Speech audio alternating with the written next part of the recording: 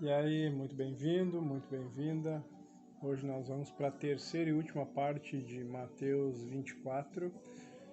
Ontem nós paramos no verso 35 e eu vou dar continuidade aqui até o 51, que é onde acaba Mateus 24.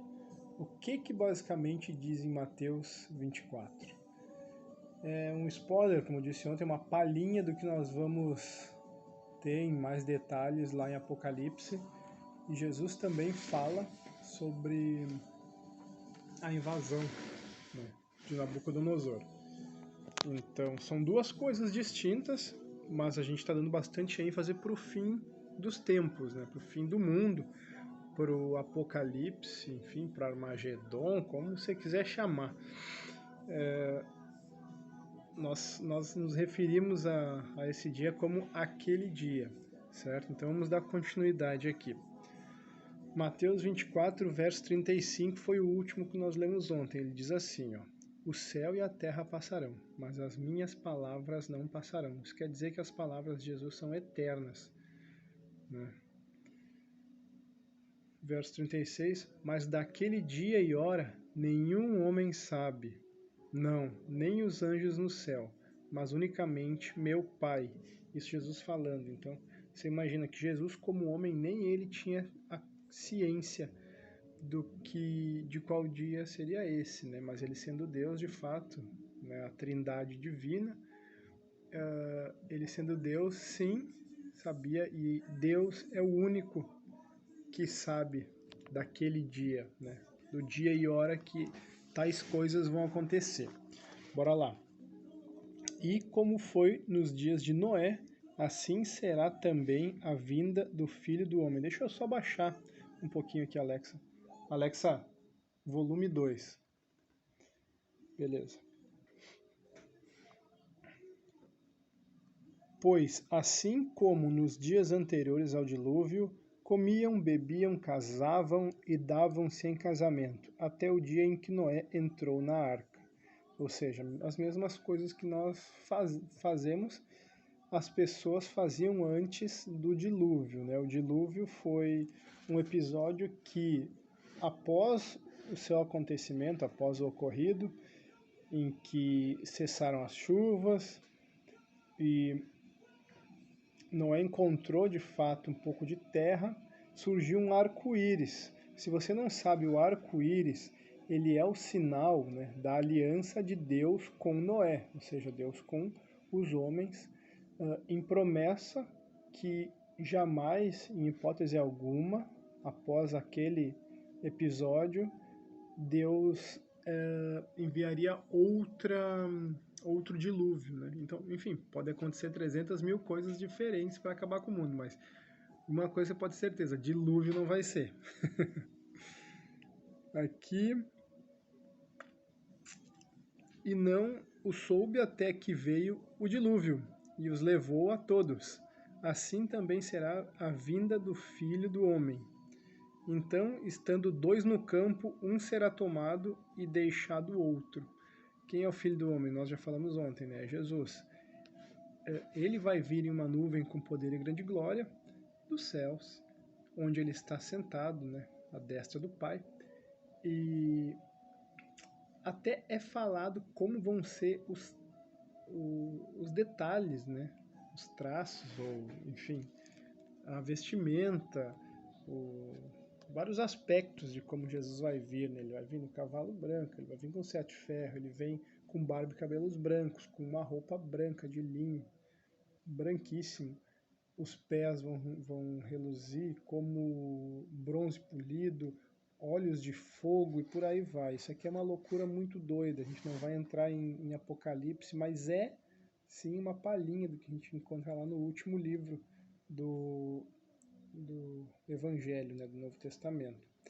Tá? E aqui fala, estando dois no campo, um será tomado e deixado o outro. O que isso quer dizer? Que um vai ser, o termo que é usado no cristianismo hoje, arrebatado, né? Um vai ser já salvo e o outro vai ficar aqui para sofrer tudo aquilo ali que a gente vê em Apocalipse, que a gente não vai entrar em detalhes. Mas enfim, um vai ser levado, né, estará vivo e vai ser levado, e outro ficará. Isso é um exemplo, né, que Jesus está dando aqui. Estando duas mulheres moendo no moinho, uma será tomada e a outra deixada. Vigiai, portanto, porque não sabeis a hora, a que hora, na verdade, há de vir o vosso Senhor. Sabei, porém, que, se o dono da casa soubesse a que vigília viria o ladrão, ele vigiaria e não deixaria sua casa ser arrombada.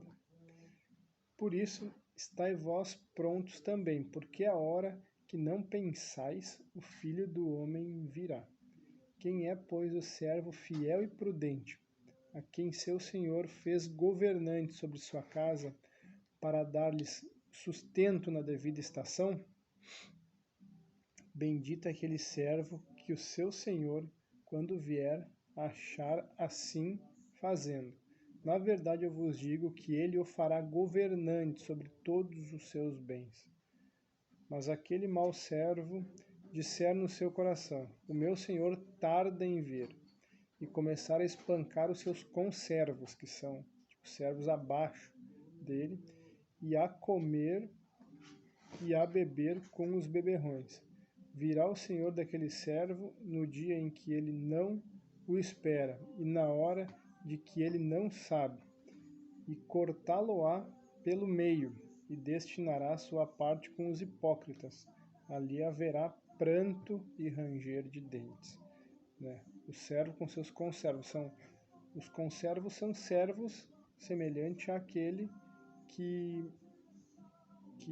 era imprudente. Né? Então, como se fossem os irmãos dele. E aqui no 51, vou repetir. E cortá-lo-á pelo meio e destinará sua parte com os hipócritas. Né? Para onde é que vai mandar ele os hipócritas? Aqui tem uma dica. No local onde haverá pranto e ranger de dentes.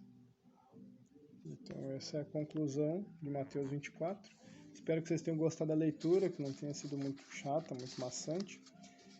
Mas aqui é um belo de um spoiler, né? Um belo de uma pitada do que a gente encontra no livro mais doido que eu já tive a oportunidade de ler, que foi o livro de Apocalipse. Né? O livro de Apocalipse, ele basicamente, né, caso você não saiba, é o último livro do Novo Testamento. E o curioso é que quem escreveu Apocalipse, tem dois Apocalipses, tá? Tem um que é apócrifo, que esse não está no canon, por assim dizer, né, na literatura bíblica. É um livro que não foi incluído, foi sim escrito por um dos apóstolos, agora não me recordo quem, talvez tenha sido até Pedro, enfim. E eu não sei o motivo exato dele não ter sido adicionado, tá? Mas existem N outros livros apócrifos que não foram adicionados ao Novo Testamento. No entanto, o Apocalipse de João foi adicionado, é o último livro. E por que João que escreveu? Tá? É a última coisa que eu vou deixar aqui no vídeo para não ficar muito extenso. Porque ele foi o único seguidor de Jesus da época, né, em que de fato conviveu com Jesus, os dois apóstolos, que morreu de velhice. Os demais foram perseguidos, foram torturados, foram assassinados e por aí vai, né? Foram expostos em praça pública para servir de exemplo, foram presos por muito tempo, como foi o caso de Paulo, né? Saulo, que se tornou Paulo de Tarso. E foi engraçado essa história de Paulo, é outra questão, né? Que ele ficou preso tanto tempo que Lucas ia visitar ele e escreveu um livro inteiro lá, ditado por Paulo, né? Então, um dos 4 livros do Evangelho, né? São 4 livros, basicamente, que é Mateus, Marcos, Lucas e João, foi escrito totalmente na cadeia por um cara que sim, era seguidor de Jesus, mas que não conviveu com Jesus. Dois caras, na verdade, né? Paulo e Lucas não conviveram, não conheceram fisicamente, não tiveram esse tete a tete com Jesus e eram extremamente inspirados pelo Espírito Santo. Então, se isso, e é congruente as histórias de Paulo e dos demais apóstolos que andaram com Jesus, elas são congruentes. Então, se isso não é uma loucura total, eu não sei o que é, tá bom? Valeu, meus queridos, um grande abraço.